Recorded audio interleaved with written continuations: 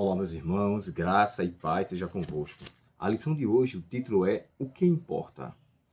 Paulo, ao escrever aos Filipenses, o que importava ter toda aquela pompa, fariseu, hebreu de hebreus, circuncidado no 8º dia, ser da linhagem ou da tribo de Benjamim? Oh, isso parece muita coisa para um judeu, sim, mas para um cidadão do reino celeste isso não tem nenhuma importância.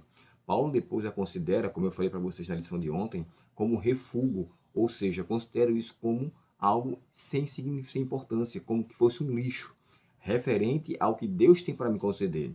E Paulo, na verdade, embora tivesse toda essa pompa, cheio de predicados, ainda assim ele não se atentou para essas coisas. Para Paulo, o que importava era a Canaã celestial, era o tesouro que Deus tinha para lhe mostrar. E aqui, na lição de hoje, o autor mostrou, na verdade, o que está em João capítulo 9. E me chama a atenção a maneira como ele definiu esse ponto. No capítulo 9, irmãos, do Evangelho de João, você conhece uma história de um cego de nascença. Já começa a história, alguns discípulos chegando para Jesus e perguntando, Senhor, quem foi que nasceu cego? Perdão, quem foi que pecou, este ou seus parentes, para que nascesse cego?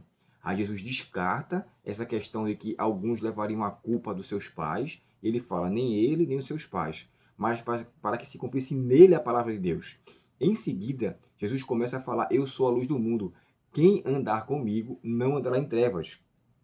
E isso aí ele quis dizer por conta do que ele iria se ater alguns momentos depois. Os fariseus chegaram até ele e Jesus faz a pergunta, né? Eu vim para que os que vejam tenham luz, os que não vejam tenham luz, mas tornar cego aqueles que veem. Aí eles caem em si. De maneira que ele fala, você está falando de fato de nós? Aí Jesus fala assim, vocês que agora demonstram que estão vendo, realmente são vocês. Porque aqueles a quem veem não tem mais o que fazer. Sabe, irmãos, não tem aquela frase, né? O pior cego é aquele que não quer ver, e o não querer envolve uma cegueira opcional. Como seria isso? Suponha-se que está eu e um cego. Se a pessoa de fato é cega, e se eu fechar os olhos, qual é a minha diferença em relação a ele? Nenhuma. Eu ficarei sem enxergar tanto quanto ele.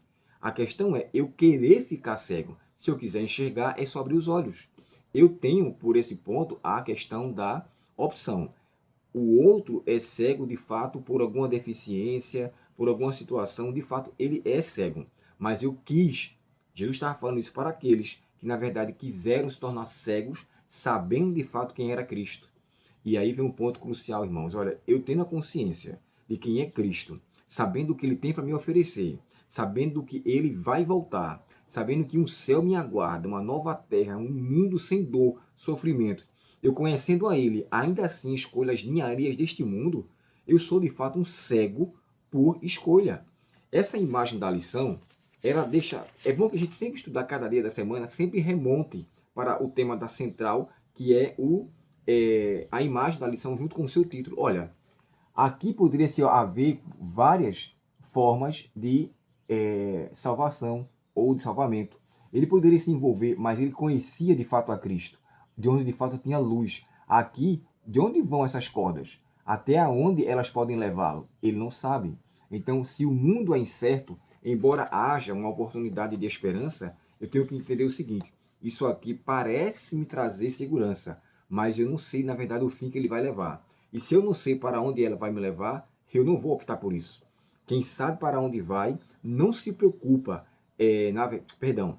Quem não sabe para onde vai, deve se preocupar com quem está guiando. Eu não sei aonde aquilo vai me chegar, mas se alguém está me guiando, que é incerto, que eu não vá para lá.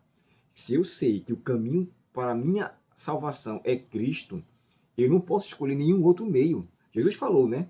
Porque ninguém vem ao Pai senão por mim, ou seja, em nenhum outro há salvação senão por mim. Eu sou a porta das ovelhas. Eu sou o único que tem o caminho, até porque eu sou chamado de caminho. É o que Cristo falou em João capítulo 4. Então, assim, diante disso, eu e você temos que levar essa consideração.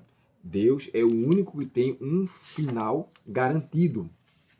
É por isso que na Bíblia, de acordo com Apocalipse capítulo 13, ele é chamado, capítulo 3, perdão, ele é chamado de o Amém, aquele que é a conclusão do plano de Deus.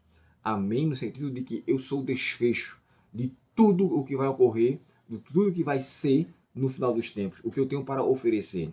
Então, o termo de amém, lembra do que eu falei? Amém, que vem de amã, que vem de emuná, e a expressão nisso eu me agarro, nisso eu confio.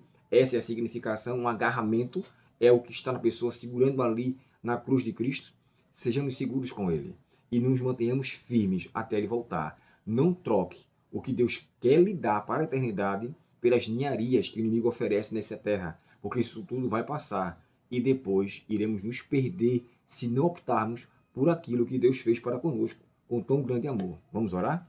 Obrigado, querido Pai, porque na verdade neste mundo nada nos importa. Nesse mundo nada nos interessa a não ser Cristo através do Espírito Santo que em nós reina. Então, Senhor, que estejamos só com os pés na terra, mas que nosso coração e nossos olhos fixos no céu. Dá-nos esta bênção e discernimento. Nós te pedimos em nome de Jesus. Amém. Deus te abençoe, tenha um ótimo dia e até o próximo estudo, se Deus quiser. Até logo.